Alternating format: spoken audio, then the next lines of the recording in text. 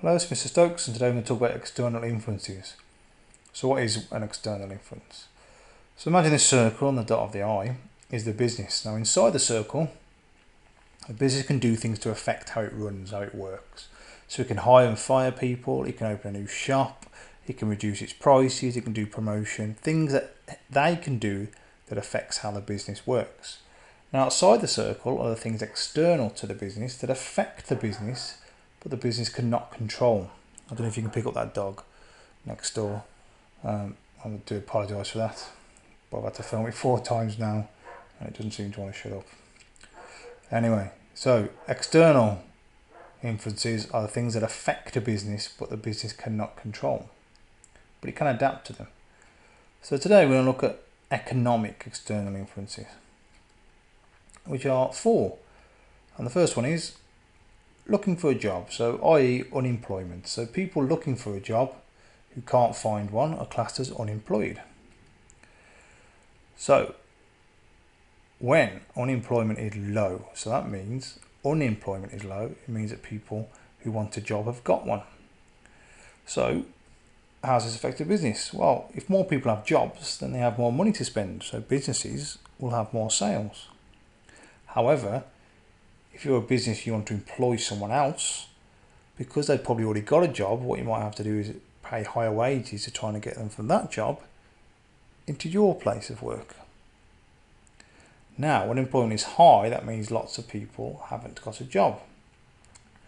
So there's some positives. One, businesses now have a larger pool of people to employ, as lots of people want a job, so you have a bigger choice.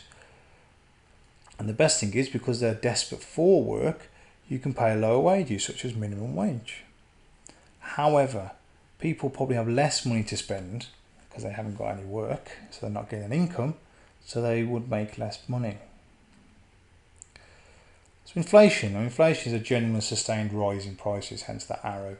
So it's when prices start to go up. So let's talk about high prices, which means prices are rising, high inflation. So what I've always banged on about is, to make it different from the other ones, is that businesses now would have to pay more for their supplies, as they'll be paying a higher price for things. So if you're a pen company, you've all got one in front of you hopefully, you'll have to pay for plastic and ink. So because inflation is rising, you have to start paying more for your plastic and ink, so your costs are going up. So you have a choice. Because you have to pay more for your pen material, such as plastic and ink, you can either keep the price of your pen the same, and that means you reduce your profit because your costs have gone up, or you can raise prices of your pen to keep your profit levels the same. However, if you start to rise prices, people may not buy it anymore. So always talk about the price of supplies. So next up we have exchange rate. And exchange rate here is an example by this picture, is how much foreign currency you can get for your pound. So it's, instead of high and low, we have weak and strong. So weak means we get less foreign currency for our pound. Strong means more foreign currency for our pound. So when we have a weak pound, this means export is cheaper, as it's cheaper for foreigners to buy our goods. However, importing becomes more expensive because we have to pay more for our things abroad. Now don't forget, just to clarify, exporting means selling stuff abroad, importing is getting things from abroad into the UK. So if it's strong, we have more foreign currency for our pound.